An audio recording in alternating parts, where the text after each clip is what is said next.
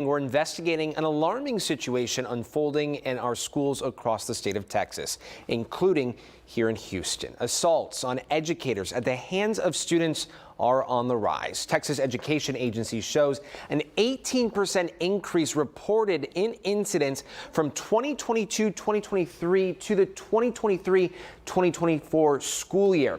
Data from 22 local districts revealed during the past 2 school years a total of more than 3,500 educators, staff members of districts were injured by students. And that number jumped 8.2% year over year.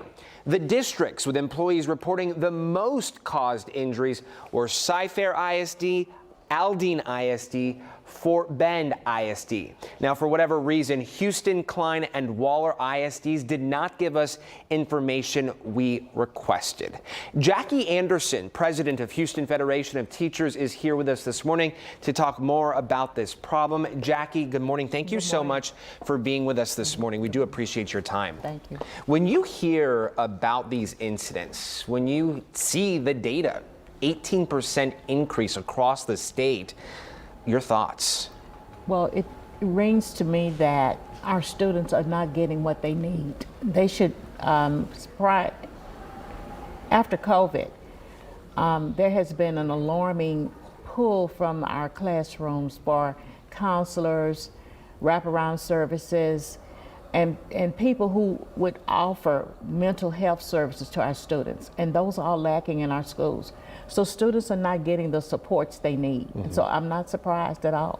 18%, that's across the state. That's an increase across the state we're seeing. Here locally, of the more than 20 districts we queried, 3,500 incidents reported in which staff members of these districts were injured by students. 3,500, that's a lot. It's alarming. It's alarming. And it, as I said before, it just shows that our students are not getting the services that they need.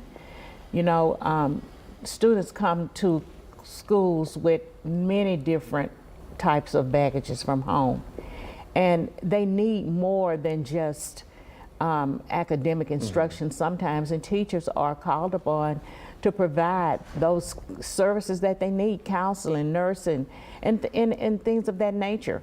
They're not getting that now because everything is so test prep oriented, and the focus is on testing so much that teachers don't have time to develop relationships with students, and that's where the problem comes in. How many teachers, how many educators do you represent with Houston Federation of Teachers? 5,500. 5,500. What shocks you the most when you look at this information, when you see these numbers, knowing the reality of the situation? What shocks you the most? What shocks me with the HISD is the lack of transparency, that they won't even put out the information so we know where to go from there. We have to have a baseline, and we can't get that information. And so here again, that's why we start the No Trust, No Bond, because we don't have that. We can't rely on them to give us the information we need so we can help our teachers. Have you seen an increase of educators coming to you out of fear of this happening to them? Unfortunately, we have. And it's not even physical. Sometimes it's just emotional, psychological. The threats alone can keep teachers from wanting to be in their classrooms. What do schools need to do? What do districts need to do to better protect staff members from this problem? What can educators themselves do? Well, first, educators need to protect themselves. They need to document these threats. They need to make sure that they are reported. What school districts need to do is to provide services for our students. Counseling service, mental health services. Even if those services don't happen at school, they need to happen for students. Tonight we're looking into a solution, some call a solution, assault leave. That is an option for educators who have been harmed by students. Talk to us about what assault leave is. So any teacher that asks for assault leave should be granted assault leave immediately. However, the district can go back and do some investigation and come back and say that the assault leave was denied and go into the teacher's leave bank, accrued leave bank, and take their days. So there's criteria for assault leave, even though the teacher may ask for it and receive it immediately. there still is criteria that has to be followed. Have you seen an increase in educators requesting assault leave? Well, we haven't been able to get that information from HISD, so we don't know. Only the ones who we have personal conversations with or that report to us that they have been assaulted at school. So we don't have, good data on that. Okay. Well, we're going to leave the conversation here. We're going to pick the conversation up on assault leave tonight on the news at 6. But for now, we so much appreciate your time this morning Thank you coming so in. much. Final thoughts for educators?